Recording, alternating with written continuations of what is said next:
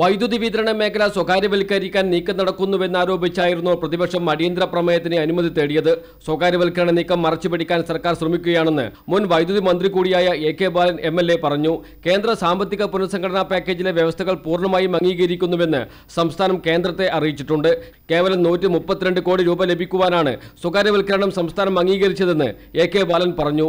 9 സംസ്ഥാനങ്ങളാണ് ഈ പാക്കേജിൽ അപേക്ഷ കൊടുത്തത്. 9 സംസ്ഥാനങ്ങൾ. അതിൽ പഞ്ചാബും അതുപോലെ തന്നെ മധ്യപ്രദേശും ഇപ്പം തന്നെ ഗവൺമെൻറ്റിനോട് പറഞ്ഞു, ഞങ്ങൾ ഈ പാക്കേജിലുള്ള വ്യവസ്ഥകൾ ഞങ്ങൾ അംഗീകരിക്കുന്നില്ല, ഞങ്ങൾക്ക് അംഗീകരിക്കാൻ പറ്റില്ല എന്ന് അവരറിയിച്ചു. ശേഷിക്കുന്ന 6 സംസ്ഥാനങ്ങൾ പറഞ്ഞു ഇത് ഭേദഗതി ചെയ്യണം, ഇതിൽ പറയുന്ന രൂപത്തിൽ അംഗീകരിക്കാൻ പറ്റില്ല എന്ന് 6 സംസ്ഥാനങ്ങൾ പറഞ്ഞു.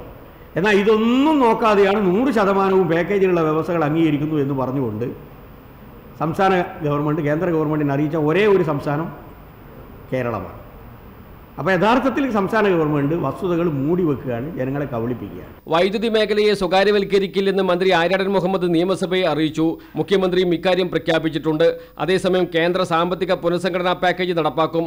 KSEB പ്രതിമാസം 200 കോടി രൂപ നഷ്ടത്തിലാണ് പ്രവർത്തിക്കുന്നത്. സ്വകാര്യവൽക്കരണം നടപ്പാക്കാതെ കേന്ദ്ര പാക്കേജ് നടപ്പാക്കുവാനാണ് സർക്കാർ തീരുമാനിച്ചതെന്ന് മന്ത്രി ആര്യാടൻ മുഹമ്മദ് അറിയിച്ചു. സ്വകാര്യവൽക്കരണം തള്ളിയ സർക്കാർ നിലപാടിന് പ്രതിപക്ഷം പൂർണ്ണ പിന്തുണ നൽകി. സ്വകാര്യവൽക്കരണത്തിന് നിർബന്ധിക്കുന്ന കേന്ദ്ര നയങ്ങൾക്കെതിരെ യോജിച്ച പ്രക്ഷോഭത്തിന് ഭരണപക്ഷം തയ്യാറാകണമെന്ന് പ്രതിപക്ഷ നേതാവ് VS അച്യുതാനന്ദൻ ആവശ്യപ്പെട്ടു. വൈദ്യുതി മേഖലയുടെ സ്വകാര്യവൽക്കരണത്തിനെതിരെ യോജിച്ച നിലപാട് രൂപപ്പെട്ടതോടെ പ്രതിഷേധ ഇറങ്ങിപ്പോക്ക് പ്രതിപക്ഷം ഒഴിവാക്കി. NV Balakrishnan, Thiruvananthapuram, India vision.